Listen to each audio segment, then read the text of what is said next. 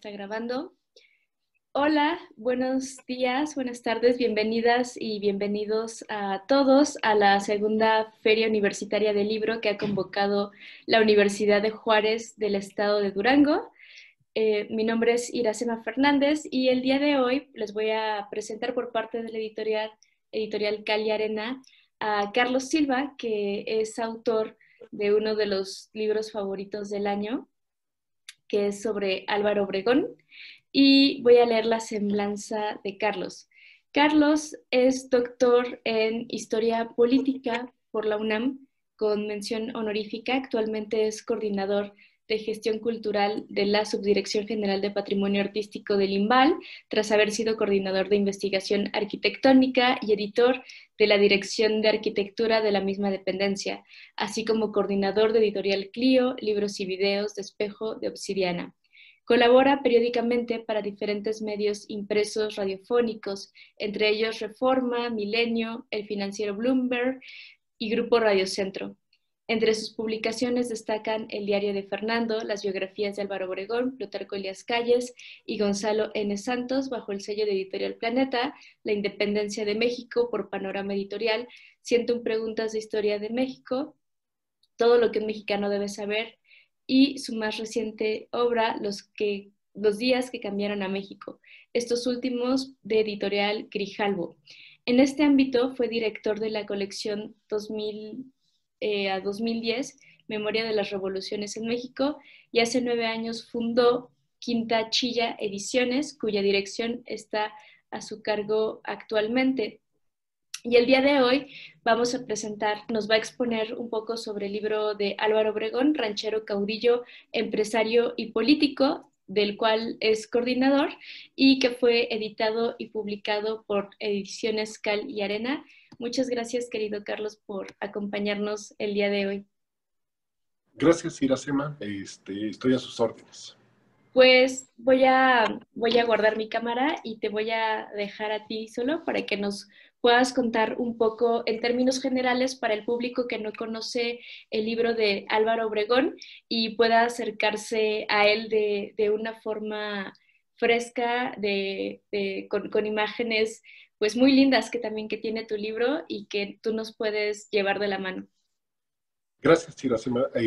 Haré mi mejor esfuerzo para todos en este lindo público de la Universidad Juárez de Durango. Bueno, pues muchas gracias por la invitación. La verdad es que para mí siempre es un gusto sentarme a reflexionar acerca de temas académicos que tienen que ver con la revolución y la posrevolución. En esta ocasión también quiero decirles que me da mucho gusto estar con jóvenes. Los jóvenes me llena mucho el espíritu de dirigirme a ellos, porque son los que de alguna manera van a tomar pronto la estafeta para cambiar el rumbo de este país, para llevarlo a un muy buen puerto. Y bueno, qué mejor que una de las herramientas que deben de tener todos ustedes como jóvenes, que es aprender la historia de México. Es muy importante. Hay un lugar común que dice en la historiografía, que lo han dicho poetas, historiógrafos, que aquellos que no saben de su historia estarán condenados a repetirla, y no necesariamente se refieren a las virtudes, se refieren a los errores, ¿no? En ese sentido, Álvaro Obregón es un personaje que desde siempre desde que estudiaba en la facultad me llamó la atención, porque creo que es uno de los personajes, si no uno de los más olvidados de la historiografía contemporánea, aunque se menciona y aunque tiene un gran monumento y una gran calle y el metro son las referencias que tenemos.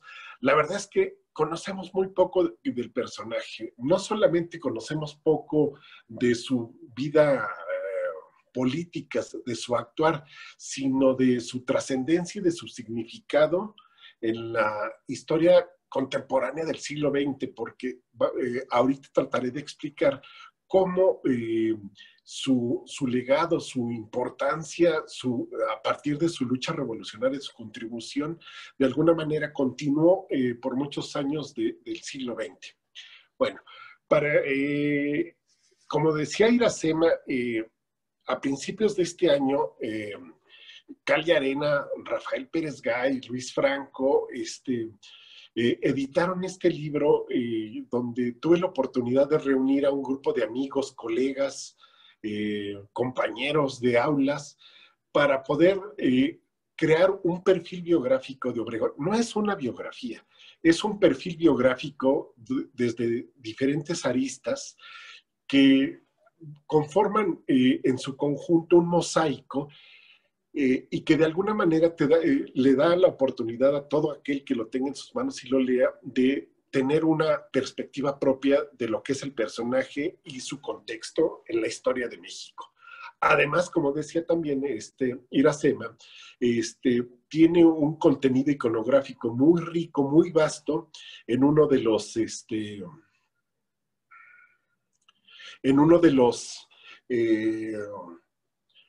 los artículos, el doctor Carlos Martínez Assad, que se aboca a la investigación sobre un personaje que estuvo muy ligado a Álvaro Obregón, que era Jesús Achavitia, fotógrafo, cineasta, y que en esa medida que participa con Obregón desde el primer momento de su participación en la revolución en 1912, lo acompaña hasta su muerte y fotografiándolo, filmándolo y sirviendo como un elemento de propaganda para los movimientos en los que estaba Obregón.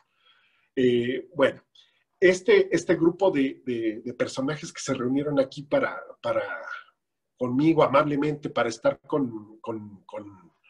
en este libro, estoy convencido de que son los personajes que los historiadores que más han escrito, que más saben y que más han hecho por temas revolucionarios, en específico Álvaro Obregón. Y por supuesto, quien sepa de esto no me dejará mentir que el que encabeza todo esto es, por ejemplo, es el doctor Álvaro Matute, mi maestro, que fue uno de sus últimos proyectos en vida. Y él en alguna ocasión me comentaba o comentábamos la necesidad de hacer un libro, una relectura del personaje de Obregón en el año 2018, para el año 2018, porque se conmemoraban 90 años de su asesinato. Entonces, platicando con más amigos, colegas y maestros, empezamos a conversar con ellos y muchos accedieron de una manera muy gentil, muy amable, a dar su punto de vista con textos académicos. Entonces, entre ellos, ustedes podrán ver a Javier García Diego, a Jean Meyer, a Yves Nicod, a Jorge Fernández, a Joel Álvarez de la Borda, en fin, creo que, por supuesto, Susana Quintanilla, Alejandro Rosas, que cada quien desde su trinchera, desde su punto de vista, logró plasmar aquí un conjunto. Al principio, créanme, los editores, todo el mundo tuvimos, bueno, ¿y ahora qué hacemos con este mosaico? Pero están tan bien diseñados cada uno de los puntos de vista que pudieron darle una comunión, una unión editorial al libro, y la verdad es que es un libro espléndido, un libro como poco se ha hecho, donde se reúnen por primera vez las voces más especializadas, más duchas, en este tema, específicamente en este tema. Por supuesto que existen estos monumentos bibliográficos, historiográficos, que son la historia de la Revolución Mexicana del Colegio de México, que coordinó don Luis González, donde en ciertos apartados hay autores especialistas en cada uno de los temas. Por supuesto que es la base. En ese también participó el doctor Matute en la parte de Obregón. Pero aquí es la primera vez que específicamente sobre Obregón se hace un trabajo de este tipo, de este nivel, de esta calidad, no solamente académica, no solamente iconográfica, sino también un gran, eh, un gran libro de divulgación, que eso es bien importante. En Cal y Arena y en los lugares donde me han invitado a trabajar y estamos convencidos de que hay que hacer una, una historia de divulgación. La gente lee, a la gente le gusta leer, a los jóvenes les gusta leer. Es mentira de que no leen y que no les gusta leer. Sí les gusta, pero les tienen que dar buenas cosas, les tienen que dar cosas interesantes que los hagan reflexionar, que los hagan pensar, que los hagan interesarse. Tienen que ser cosas innovadoras y tiene que haber una disciplina detrás de todo esto. No es aventarle información, no, es una información procesada, académica, y el trabajo de los editores es volverla un lenguaje accesible para todo tipo de gente. Bueno, en el 2010 también, como decía Iracema, tuve la oportunidad de hacer esta revista para el centenario y el bicentenario de la independencia y de la revolución, 2010 Memorias de las Revoluciones en México. Ahí tuve la oportunidad de conjuntar a 500 historiadores de todo el mundo y de juntar un poco más de 3.500 imágenes para los 10 volúmenes que conforman esto. Esto fue un ensayo maravilloso al que acudieron, como les decía, estos amigos, estos maestros. Y es bien importante que yo les recalque esto. En un historiador no está permitido que digamos que es importante, que es trascendente, que es significativo, porque le quitamos veracidad a los hechos. Pero creo que ustedes deben de saber que los académicos, los que trabajan dentro de los institutos, de las aulas, también están ávidos de que los revisen, de que los lean, de que ausculten sus propuestas historiográficas, y que a veces es muy complicado porque son textos hechos solamente para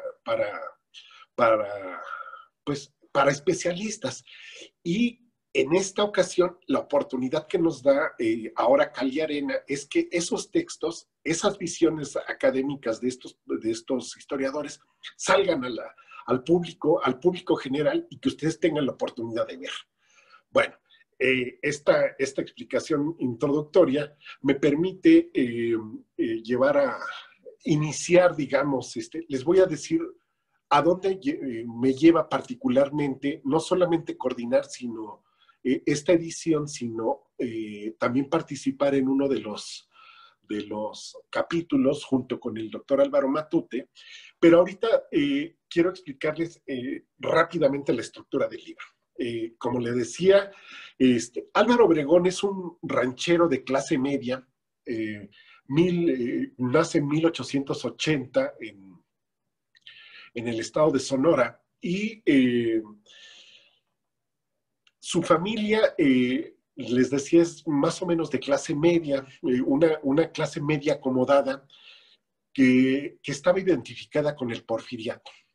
Cuando llega la revolución, digamos,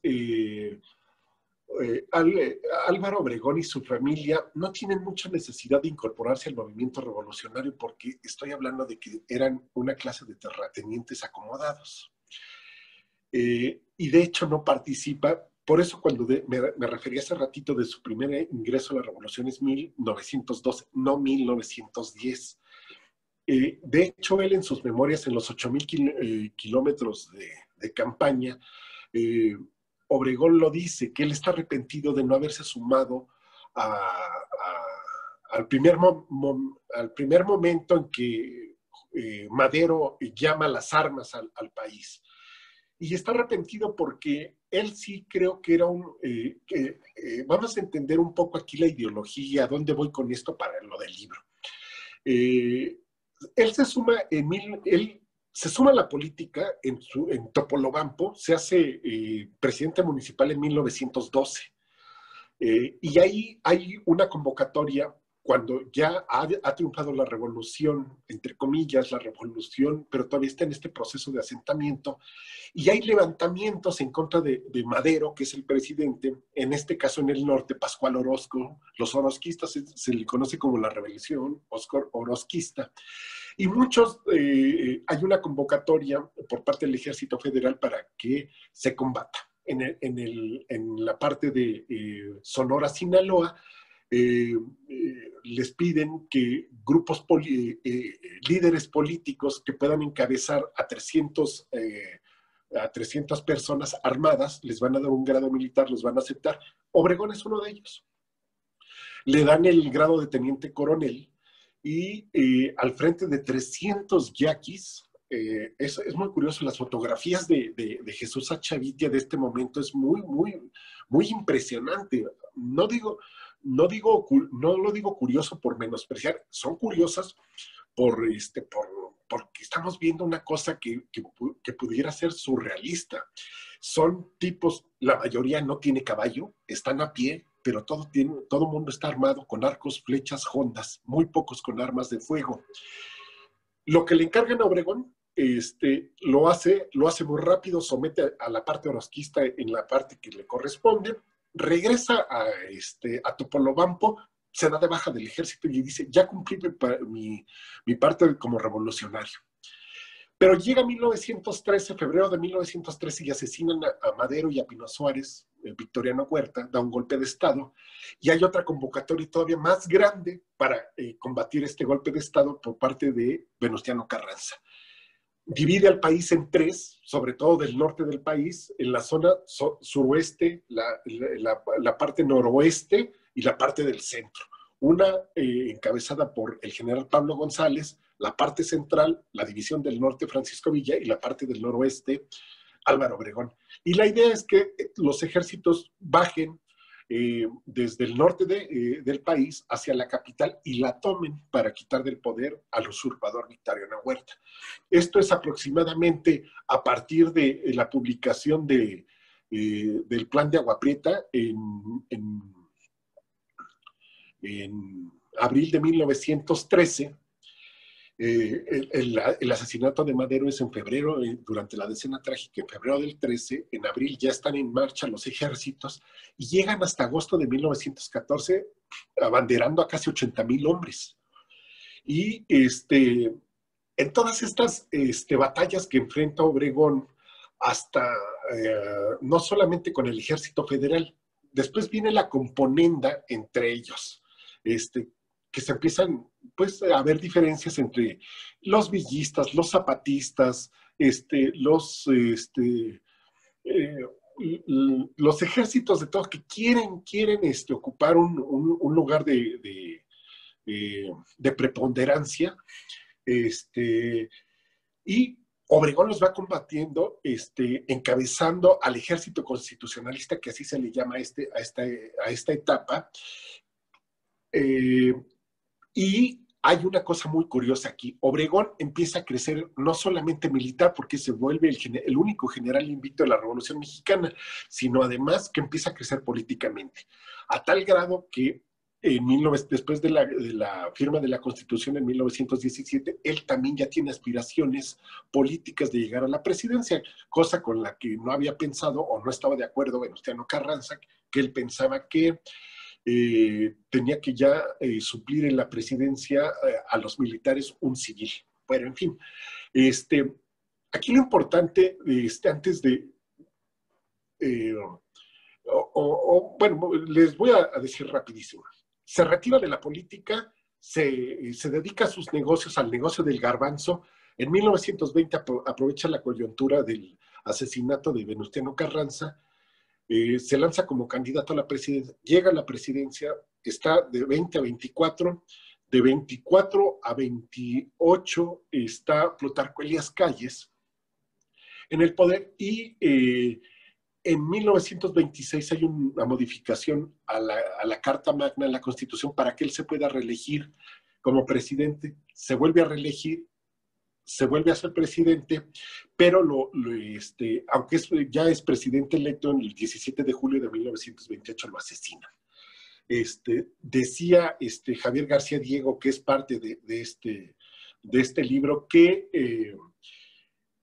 bueno, que no se conmemoró, que este libro no salió para la conmemoración del 90 aniversario del asesinato de Obregón, pero que salió en el 2020 donde podemos celebrar, conmemorar el 120 aniversario de su nacimiento y además